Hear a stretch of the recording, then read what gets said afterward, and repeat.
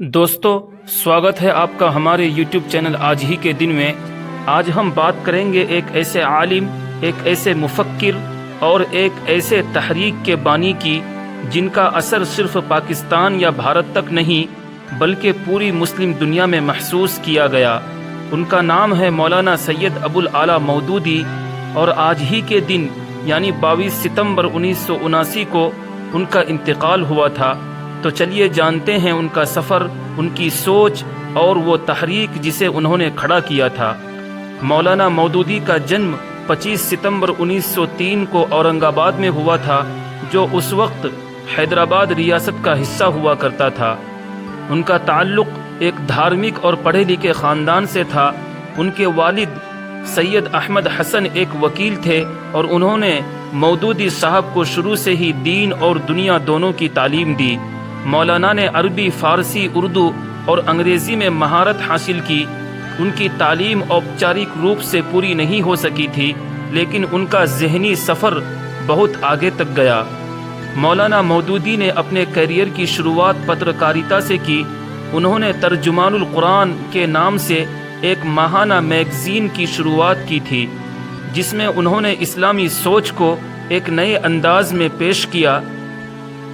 ان کی تحریریں صرف دھارمک نہیں تھی، وہ راجنیتی، سماج اور تعلیم پر بھی گہرائی سے لکھتے تھے۔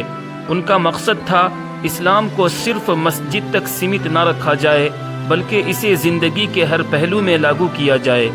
دوستو، 1941 میں مولانا مودودی نے لاہور میں جماعت اسلامی کی استھاپنا کی، جو اس وقت بھارت کا حصہ تھا۔ اس کا مقصد ایک ایسی تحریک کھڑی کرنا تھا جو اسلامی نظام حیات کو سماج میں لاگو کرے، تاکہ سماج میں کسی بھی فرد کے ساتھ کوئی ظلم نہ ہو۔ جماعت اسلامی صرف کوئی دھارمک سنگٹھن نہیں تھا، یہ ایک سماجک اور راجنیتک آندولن تھا۔ مولانا نے کہا، اسلام صرف عبادت کا نام نہیں ہے، بلکہ ایک مکمل نظام ہے جو انسان کی زندگی کو ہدایت دیتا ہے۔ دوستو، جب 1947 میں بھارت کا وبھاجن ہوا تو مودودی صاحب نے پاکستان کے قیام کا ویرودھ کیا۔ انہوں نے کہا کہ اگر مذہب کی بنیاد پر پاکستان کا قیام ہوتا ہے اور پاکستان کو اسلامی ملک کہا جا رہا ہے، تو وہاں اسلامی قانون اور حکومت بھی لاگو ہونی چاہیے۔ وبھاجن کے بعد وہ لاہور میں ہی رہے۔ مولانا نے کہا، لاہور سے میری یادیں جڑی ہوئی ہیں، اس لیے میں لاہور نہیں چھوڑ سکتا، جو اب پاکستان کا حصہ بن چکا تھا۔ انہوں نے پاکستان میں جماعت اسلامی کو ایک راجنیتک طاقت کے روپ میں آگے بڑھایا۔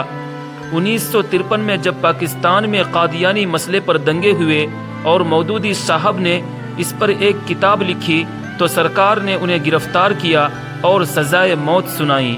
لیکن پاکستان اور دنیا بھر سے زبردست دباؤ آیا اور ان کی سزا کو عمر قید میں بدل دیا گیا، اور پھر کچھ سال بعد انہیں رہا کر دیا گیا۔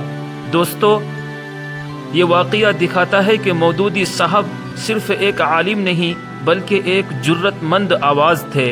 مولانا مودودی نے 70 سے زیادہ کتابیں لکھی، جن میں سے کئی آج بھی پڑھائی جاتی ہے۔